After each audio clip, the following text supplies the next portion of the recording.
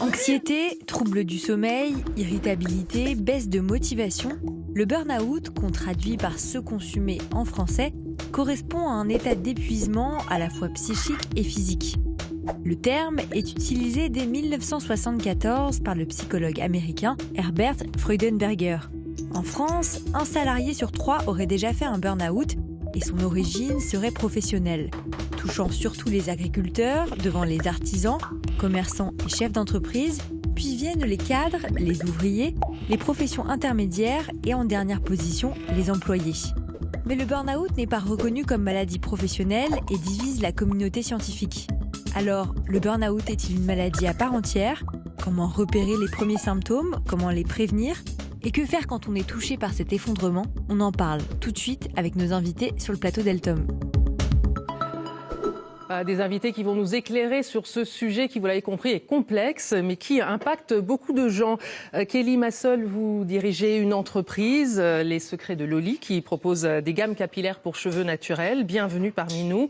Vous avez fait un burn-out très récemment. Merci beaucoup d'être là, parce que c'est pas toujours simple de témoigner sur ce sujet qui est encore un peu tabou. Donc merci de contribuer à le briser. Avec nous également Astrid Chevance, bienvenue. Vous êtes psychiatre, doctorante en santé publique et vous avez réalisé une grande étude sur la santé mentale des actifs auprès du professeur Raphaël Gaillard qui vient d'être publiée. Les résultats viennent d'être publiés. C'est une étude pour le compte de la Fondation Pierre Déniquer. Merci d'être avec nous. Valérie Langevin, bienvenue également. Vous êtes psychologue du travail à l'INRS, qui est l'Institut national de recherche et de sécurité pour la prévention des accidents du travail et les maladies professionnelles. Mais d'abord, Andy, on a interrogé nos téléspectatrices et téléspectateurs à propos du burn-out, du syndrome d'épuisement professionnel. C'est ça. Et la question qui vous a été posée est celle-ci. Pour vous, quelles sont les principales causes du burn-out ? Et vous nous avez répondu sur ces 4 possibilités à 37% que c'était la surcharge de travail, 36% un mal-être général, 19% la pression hiérarchique et 8% le harcèlement. Alors j'ai envie de vous poser la question, mesdames, vous, qu'est-ce que vous en pensez ? Mais c'est vrai qu'il y a 2 résultats qui sortent du lot, Astrid Chevance. C'est surcharge de travail et mal-être général. Oui, qu'est-ce que ça dit, ces chiffres ? Exactement. Moi, ce qui m'interpelle, c'est qu'effectivement, ils sortent, ils sont très proches. Et donc, le mal-être général sort autant que la surcharge de travail. Or, le burn-out a été construit historiquement par les scientifiques comme une catégorie qui est liée au travail. Et là, on voit que d'emblée, les personnes le décrochent de la problématique du travail en disant que c'est un mal-être général. Donc, ça reprend le débat qu'on a dans la communauté scientifique sur est-ce que le burn-out, c'est vraiment une pathologie, une maladie ou un diagnostic spécifique qui doit être autonomisé, ou est-ce que c'est pas une forme de dépression ? Donc ça, c'est vraiment le débat actuel avec des études qui ont montré que les personnes qui ont un burn-out ont en fait une dépression, mais qui serait liée à la maladie professionnelle. Et dans la dépression, le mal-être général, c'est le symptôme clé. On va revenir sur ce point tout à l'heure. Kelly, vous êtes encore convalescente. Merci beaucoup. Double merci d'être là, j'ai envie de dire, parce que il y a à peine 1 mois et demi que tout s'est écroulé. Qu'est-ce qui s'est passé ce jour-là ? En fait, c'est simple. C'est vrai que je me retrouve un petit peu dans les deux premières propositions. Je me suis retrouvée, en fait, clairement, j'ai une TPE, une start-up, et on a une croissance à 3 chiffres. Et à partir de ce moment-là, c'est une bonne nouvelle. Voilà, mais c'est une excellente nouvelle. Mais par contre, la surcharge de travail a été telle qu'un matin, je me suis levée et je me suis simplement évanouie. Et donc, à partir de ce moment-là, on se remet en question et on essaie de voir un petit peu pourquoi on en arrive là. Parce que finalement, quand on est dans... Vous n'aviez rien vu venir, c'est-à-dire, boum, j'ai rien vu venir, juste une pression en fait constante et une impression que ça ne s'arrête jamais. Et ça, c'était un poids sur les épaules, puisque finalement, la pression au travail était qu'on avait un tel succès que je ne pouvais pas me plaindre, finalement, d'avoir du succès dans les affaires, finalement. Voilà. Mais quand vous faites 1 million d'euros de chiffre d'affaires du jour au lendemain, la pression, en fait, se multiplie par autant de zéros. Et ça, c'est assez impressionnant. On va y revenir sur, effectivement, les conséquences qui s'est passées après ce jour où vous êtes écroulé. Je crois que vous avez dormi, vous commencez par dormir... J'ai dormi Pendant- 24 heures d'affilée. Donc votre corps avait besoin de sommeil, mais il y aura d'autres éléments. On va y revenir tout à l'heure. Astrid Chevance, on a bien entendu, on vous a entendu tout à l'heure, hein, la communauté scientifique est divisée. Est-ce que le burn-out est une maladie à part entière, une sous-catégorie de la dépression, une maladie professionnelle? Une chose est sûre, c'est que l'étude que vous avez conduite avec d'autres chercheurs sur la santé mentale des actifs fait vraiment froid dans le dos, parce que plus d'un actif sur 5 serait sujet à des risques de troubles psychiques. Qu'est-ce qui ressort des témoignages que vous avez recueillis et quels sont les risques auxquels ils sont exposés? Alors, ce qu'on a fait, c'est qu'on a mené une enquête épidémiologique. Et l'épidémiologie, c'est la science qui va essayer de dépister le nombre de maladies dans la population. Donc, ce qu'on a utilisé, c'est un questionnaire qui établit la probabilité de présenter un trouble psychique. Les seules personnes habilitées à poser un diagnostic de trouble psychique, ce sont les psychiatres. Et dans cette étude, on n'a pas fait voir chaque personne enquêtée un psychiatre, donc on ne peut pas dire il a un trouble psychique à 100%. On peut dire cette personne-là, qui a un score supérieur à 24 sur l'échelle, elle a une probabilité de présenter un trouble psychique. Et effectivement, on a 22% dans l'échantillon en population représentative et 26% chez les femmes, 19% chez les hommes. À côté de ça, on a mesuré ce qu'on appelle l'exposition à des facteurs de risque psychosociaux. Et ces 44 facteurs de risque psychosociaux, par exemple, on a avoir des difficultés à accumuler plein d'informations dans le cadre de son travail, avoir de mauvaises relations avec ses collègues, ne pas avoir de visibilité à 2 ans dans son travail. Et à partir de là, on a pu croiser les données, c'est-à-dire est-ce que les gens qui sont exposés à ces facteurs de risque présentent plus de troubles psychiques que les autres ou pas? Et la réponse est oui pour 42 des facteurs de risque psychosociaux, de façon significative. Pour vous, le burn-out rentre clairement dans le champ des risques psychosociaux? Oui, tout à fait. Donc, le burn-out fait partie de la catégorie des risques psychosociaux. Donc, dire très rapidement ce que c'est. Donc, c'est du stress chronique. Donc, l'impression d'avoir un déséquilibre entre les contraintes de travail et les ressources à disposition pour faire correctement son travail. C'est la problématique des violences internes, donc tout ce qui est de l'ordre des conflits interpersonnels, entre équipes. La problématique du harcèlement, ça a été cité dans votre sondage. Et également la problématique des violences externes, donc tout ce qui est incivilité, agression, agressivité de la part du public. Et donc le burn-out est effectivement une conséquence des risques psychosociaux qui résulte finalement d'un épuisement à la fois physique, mental, émotionnel, comme ça a été dit dans la définition. Et du coup, est-ce qu'il y a des métiers qui sont plus sujets à faire un burn-out que d'autres, en fait? A priori, tous les métiers, toutes les professions sont exposées au burn-out et aux facteurs de risque psychosociaux. En fait, ça va dépendre des facteurs de risque psychosociaux qu'on prend en considération. Si on prend les métiers de la santé, on aura plus ce qui est les exigences émotionnelles, la charge émotionnelle dans la relation à autrui, en difficulté, etc. Si on prend des ouvriers à la chaîne, ça sera un autre facteur de risque qui sera plus présent, le manque d'autonomie, par exemple. Donc il faut vraiment examiner au cas par cas, en fonction des métiers, en fonction des postes qu'on occupe dans l'entreprise. Une chose est sûre, c'est important de pouvoir repérer les premiers symptômes. On va écouter à ce sujet Joséphine, qui est psychologue à La Réunion. Les premiers signes du burn-out, en fait, c'est souvent évidemment de la fatigue, mais pas toujours. Ça va être plutôt une forme d'anxiété, c'est-à-dire des problèmes de sommeil, une difficulté à se mettre en train pour aller au travail. Ça peut commencer vraiment simplement par un manque de motivation. Et en fait, petit à petit, il va y avoir des petits désordres au niveau du sommeil, au niveau de l'alimentation, au niveau des pensées qui tournent en boucle. Des personnes qui, auparavant, arrivaient bien à faire la part des choses, à différencier leur vie personnelle, leur vie professionnelle en termes de préoccupations. Si vous voulez, il y a une perte d'équilibre en fait par rapport à un rapport habituel à son travail. Voilà, il peut y avoir des choses physiques, des mots physiques qui reviennent et qui se répètent. Kelly Massol, avec du recul, vous reconnaissez dans ces premiers symptômes décrits par Joséphine? Typiquement, en fait, j'avais l'impression de ne plus arriver à trouver un équilibre en tant que ma vie de jeune mère et de chef d'entreprise. Une sensation au quotidien que ça ne s'arrête jamais et surtout cette impression d'être débordée. Et quand elle parle de l'envie, ce qui est dingue, c'est que je suis chef d'entreprise, donc c'est mon entreprise. Et juste avant, je n'avais plus l'envie de me lever le matin. À peine levée, j'avais déjà envie de me recoucher. J'étais déjà épuisée de la journée qui n'avait pas eu lieu.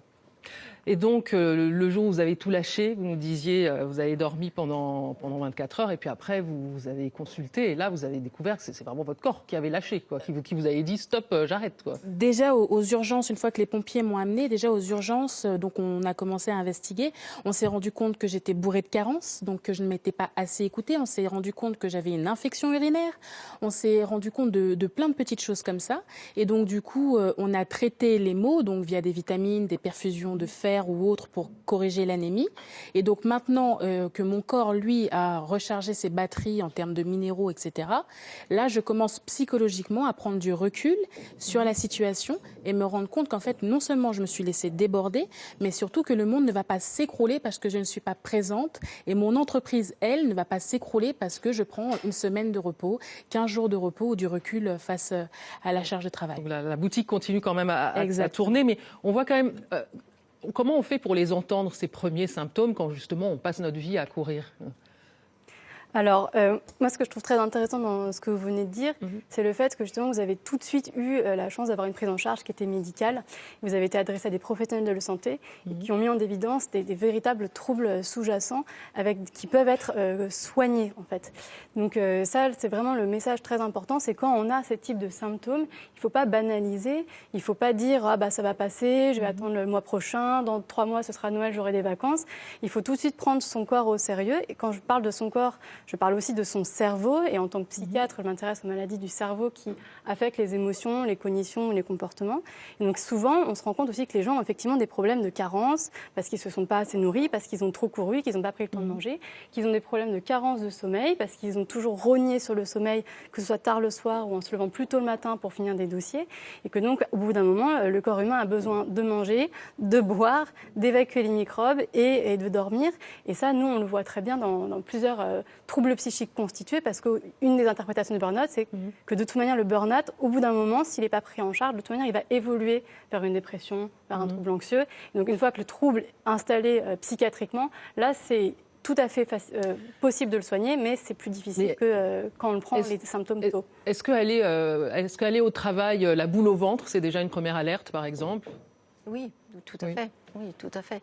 Il y a d'autres symptômes. C'est notamment pour le burn-out, c'est en général c'est des personnes qui sont très investies, très engagées dans leur travail. Et quand on note qu'il n'y a plus cette envie, cet investissement, qu'il y a une prise de recul, un peu du cynisme qui se développe, c'est vraiment des signes avant-coureurs que peut repérer l'entourage. Et si on arrive donc à repérer ces signaux au sein de son entreprise, qui alerter, vers qui se tourner ? Alors, quand on est salarié, peut-être la différence. Oui, quand on est salarié, absolument. Voilà, que quand on est chef d'entreprise, où c'est peut-être un peu plus compliqué. Quand on est salarié, il y a des acteurs dans l'entreprise qu'on peut alerter, solliciter. Donc, bien sûr, le médecin du travail, qui fait le lien entre le travail et les conditions de travail, ses collègues, son supérieur hiérarchique, le directeur des ressources humaines, par exemple, les représentants du personnel, qui peuvent avoir un rôle d'écoute, mais qui peuvent aussi engager, on en reparlera, mais des actions de prévention pour éviter que ça ne se reproduise. Ouais, bah moi j'avais. Oui. Non, mais en fait j'avais une question. Vous vouliez nous parler. Oui, j'allais vous parler d'un truc, mais j'avais une question aussi qui venait tout juste de me traverser l'esprit. Comment on fait aussi pour ne pas rechuter ? Parce que je me dis, le burn-out, est-ce qu'on peut rechuter ? Comment ça se passe ? Parce que j'imagine que peut-être vous, c'est une crainte. C'est une crainte, mais surtout on tombe vite dans ces anciens travers. Et un exemple même, si je vais avoir une coupure de sommeil dans la nuit, automatiquement, dès que je vais ouvrir les yeux, c'est comme si mon cerveau ne s'était pas mis en pause. Je me refais des listes de ce que je dois faire.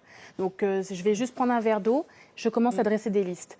Donc, je vois que je retombe dans les travers et donc il faut vraiment prendre du recul et il faut vraiment être entouré, délégué et continuer effectivement à surveiller. C'est comme le lait sur le feu, en fait. Ouais. Vraiment, c'est constant. Il faut faire attention. C'est un long chemin. C'est un long chemin. Parce que du coup, moi, ça me fait penser à cette brochure qu'en plus vous nous avez ramenée sur l'INRS. Voilà, donc c'est une brochure qui permet, reprenez-moi si toutefois je me trompe, donc cette brochure vous permet effectivement d'avoir les premiers signes et de savoir si toutefois il y a des soucis, par où est-ce qu'on doit se tourner, savoir comment faire. Donc n'hésitez pas à utiliser cette brochure, allez sur le site de l'INCRS. De toute façon, on a mis toutes les infos sur eltom.fr. Et moi, je voulais parler d'ailleurs d'une autre thérapie qui est par l'art donc l'art-thérapie. Et on va commencer par ce premier livre qui vous paraît peut-être tout simple. C'est un livre de coloriage, mais c'est un livre de coloriage anti-stress. Alors ce livre de coloriage anti-stress, faut savoir que l'art-thérapie passe par plusieurs choses. Inconsciemment, ça peut passer par la peinture, le théâtre, la danse, le collage, le modelage, la photographie ou aussi le dessin. Alors il faut savoir que l'art-thérapie, c'est ouvert à tous, bien sûr, et que c'est pas forcément la qualité qui compte, mais c'est le fait de faire un travail déjà sur soi. Et il existe des ateliers d'art-thérapie dans toute la France. Et d'ailleurs, si vous souhaitez en savoir plus sur l'art-thérapie, et c'est bien fait, je vous recommande ce livre de Jean-Pierre Klein, qui s'appelle tout simplement l'art-thérapie, où il explique énormément de choses. Et vous pouvez également retrouver différentes initiatives dans les territoires outre-mer. Vous avez l'IFDATEC, Pôle Management, qui se trouve en Guadeloupe. Vous avez Carpe Diem Art Thérapie aux îles Maurice, et vous avez les couleurs de la vie à la Réunion. Donc toutes ces infos ont été récoltées et vous pouvez les récupérer sur eltom.fr. Merci beaucoup. Effectivement, dans ce long chemin à post-burnout, ça fait partie des thérapies qui peuvent accompagner.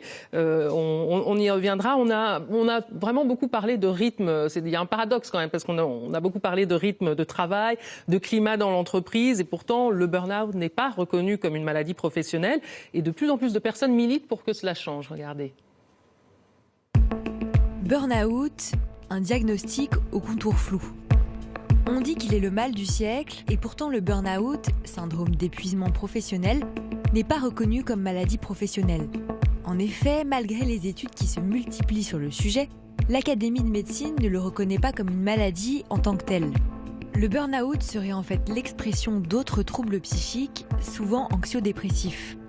Peggy Travailleur, psychologue du travail en Guadeloupe, nous livre son point de vue sur le sujet. J'accompagne à mon cabinet donc beaucoup de personnes qui sont touchées par ce fléau, essentiellement des femmes très abîmées, occupant des postes d'encadrement âgés de 35 à 50 ans. Les hommes ont du mal à venir consulter, souvent par honte. La reconnaissance du burn-out comme maladie professionnelle faciliterait la prise en charge. Ça permettrait aux personnes effectivement de sortir de son sentiment de culpabilité, puisque le syndrome d'épuisement professionnel serait reconnu comme une maladie à part entière. En février dernier, le groupe France Insoumise propose une loi visant à faire reconnaître comme maladie professionnelle les pathologies psychiques résultant de l'épuisement au travail. Une proposition rejetée par l'Assemblée nationale.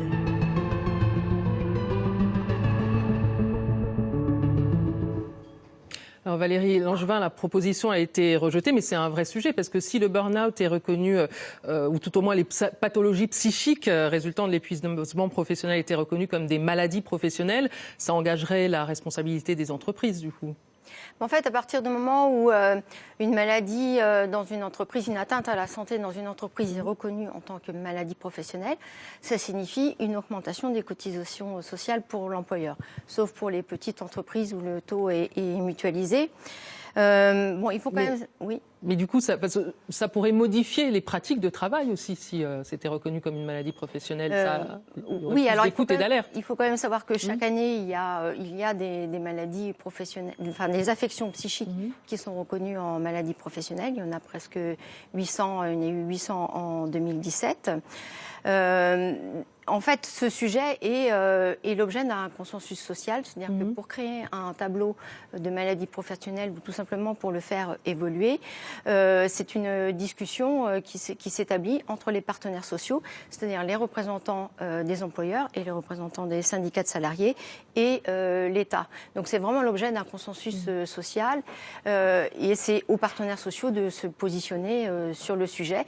Et actuellement, il y a effectivement un débat, à savoir si on considère que le système dérogatoire au tableau de maladie professionnelle est suffisant, ce qui existe actuellement, ou si il faut évoluer vers véritablement la création d'un tableau de maladie professionnelle. Alors moi, je voudrais quand même vous entendre sur un point du témoignage de Peggy Travailleur. Elle parle du burn-out qui touche essentiellement les femmes. Son explication, c'est que les hommes ont d'aller consulter, mais est-ce qu'il n'y a pas une deuxième explication quand même? On sait que la charge, les femmes ont la charge mentale, les femmes exercent encore 4 80% des tâches parentales et domestiques. Et donc, c'est pas le cumul de tout ça qui fait que la cocotte minute explose à un moment. Personnellement, en tant que femme chef d'entreprise, je fréquente d'autres femmes chefs d'entreprise. Et autour de moi, cette année, j'ai déjà eu 4 burn-out. Donc, clairement, c'est ce que je disais tout à l'heure, l'équilibre en tant que mère et en tant que chef d'entreprise est très difficile à concilier, puisque après avoir eu une journée où finalement, quand on est chef d'entreprise, on est quasiment à 100% de son temps dans l'entreprise, au moins dans la tête, vient se rajouter effectivement la charge mentale avec les enfants, le quotidien, la rentrée. Moi, personnellement, mes enfants, j'ai oublié de les inscrire à l'école cette année. Enfin, sincèrement. Oui, on a toutes des oublis comme ça voilà. Quand à un moment, ben voilà, il y a un bug quelque part. Je suis persuadée que les femmes vont être de plus en plus enclins à faire des burn-out dans les années à venir parce qu'on leur demande de concilier finalement 2 travails à la fois. Astrid Chevance. Oui, alors moi je suis psychiatre, donc je parle plutôt des troubles psychiques, mais effectivement on a ce déséquilibre aussi pour la dépression et pour les troubles anxieux. Dans la dépression, on a 2 fois plus de femmes qui sont affectées que les hommes, et une des pistes explorées par la science, c'est justement cette plus grande difficulté à faire face à des stress plus importants, et aussi pas seulement parce qu'elles ont des stress plus importants, mais parce qu'elles ont moins accès aux ressources, parce que les femmes sont plus défavorisées économiquement que les hommes, elles ont moins de positions dominantes dans la société, donc pour faire face à ça, elles sont aussi plus démunies. Il y a d'autres hypothèses plus biologique, de vulnérabilité aussi aux troubles psychiques, à la fois hormonales dans un contexte de postpartum aussi, puisqu'on sait que ce sont des périodes très à risque pour déclencher des troubles de l'humeur. Et dans notre étude, ce qu'on a pu montrer aussi, c'est que les femmes étaient très sensibles, enfin le facteur qui pesait le plus sur leur santé mentale, c'est d'avoir quelqu'un sur leur lieu de travail qui prenait plaisir à les faire souffrir. Donc le thématique du harcèlement, c'est vraiment quelque chose qui croise avec les données sociales de position du genre féminin dans la société. J'aurais tendance à dire, j'ai déjà entendu le terme burn-out maternel. Et ça, je pense qu'on n'a pas besoin d'avoir un travail pour faire un burn-out. Je pense que les femmes au foyer aussi ont cette tendance et peuvent faire un burn-out. C'est du travail, il y a du travail. On n'est pas en train de se limer les ongles, a priori, quand on reste à la maison. Valérie Langevin. Juste pour compléter, il faut aussi voir que globalement, les femmes n'occupent pas les mêmes métiers, les mêmes postes dans les entreprises, ce qui peut expliquer aussi les différences au niveau des chiffres, et peut-être aussi qu'elles ne répondent pas de la même façon aux questionnaires. Les femmes vont plus facilement dire aussi qu'elles ne vont pas bien que les hommes. Donc il y a aussi ce biais dans la déclaration. Alors comment en sortir de cette spirale, de ce burn-out? On va écouter Pascal en Martinique. Elle nous parle justement de son burn-out et de la manière dont elle s'en est sortie. Après une dizaine d'années dans une entreprise en tant que cadre, et suite à des changements de direction, réorganisation de services, transfert de personnel, perte de marché, j'ai eu à accompagner des salariés en souffrance, à accompagner des collègues en burn-out, mais malheureusement, au bout de 2 ans de résistance et d'assistance, je me suis retrouvée moi-même en situation de burn-out. Là a commencé l'effondrement, l'épuisement global, psychique, physique, émotionnel, et avec un arrêt de travail de plus d'1 année. Aujourd'hui, je suis en reconversion professionnelle. Je suis aujourd'hui consultante experte en prévention des risques psychosociaux et qualité de vie au travail. Ben voilà une reconversion exemplaire, forte de son expérience difficile. Elle alerte maintenant les autres. L'arrêt de travail, Astrid Chevance, il faut vraiment en passer par là, c'est-à-dire à un moment s'arrêter. Alors l'arrêt de travail, c'est une décision médicale. Donc pour ça, il faut déjà avoir pris conscience du trouble et être allé voir son médecin, généraliste ou psychiatre. Et dans le contexte du burn-out, où c'est quand même une affection des émotions, du sommeil, des cognitions, on recommande quand même, et la HAS, donc la Haute Autorité de Santé qui a fait des recommandations sur le burn-out, recommande quand même d'avoir l'avis d'un professionnel de santé mentale, donc d'un psychiatre. Donc les médecins peuvent décider de faire un arrêt de travail. Donc l'arrêt de travail, c'est comme dans toute maladie. C'est-à-dire qu'effectivement, pour arriver à mieux se soigner, c'est plus facile d'être au repos chez soi. Et du coup, ce que disait ma collègue tout à l'heure, c'est qu'effectivement, il y a à peu près 10 000 accidents du travail qui sont imputés à des troubles psychiques. Donc ça, c'est les chiffres de la CPAM. Et effectivement, en 2016, c'était 600 maladies professionnelles imputées à des troubles psychiques. Donc la dépression, les troubles anxieux, le syndrome de stress post-traumatique ne sont pas reconnus dans les tableaux professionnels, mais peuvent être reconnus au cas par cas auprès des comités régionaux de reconnaissance des troubles professionnels comme étant dus au travail. Et donc c'est important d'être suivi psychologiquement aussi pendant cette période, parce que vous le disiez finalement que le burn-out, c'était peut-être une manière de dépister une dépression qui était en train de s'installer ou qui était déjà là. Exactement. Alors là, vous soulevez un point extrêmement important, c'est-à-dire que pourquoi le burn-out, en tant que terminologie, rencontre un tel succès actuellement.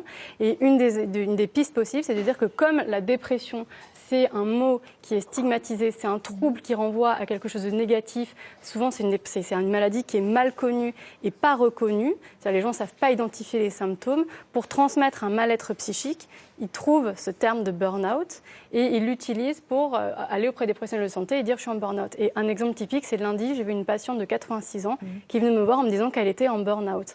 Donc c'est vraiment un mot, comme vous le disiez, ça vient de la sphère professionnelle, mais c'est actuellement utilisé dans la société pour beaucoup de gens pour traduire une souffrance psychique. Et cette souffrance psychique ne doit pas être banalisée, elle doit vraiment être vue par un professionnel de santé pour être sûr que derrière, il n'y ait pas une maladie qu'on sache guérir. Absolument. Et donc important, effectivement, ne pas hésiter à solliciter les relais en entreprise. Oui. Aujourd'hui, comment vous allez, Kelly ? Moi, je vais très bien. Je vais très bien. Avec du recul, j'ai pris du recul. Et puis surtout, je suis très bien entourée par une équipe formidable au travail, des collaborateurs qui ont compris que ça pouvait arriver à tout le monde. Et finalement, si on a besoin d'être un bon leader en entreprise, il faut aussi savoir prendre du temps pour soi. Eh bien, merci beaucoup à toutes les trois. Merci beaucoup. Andy, je vais vous laisser rejoindre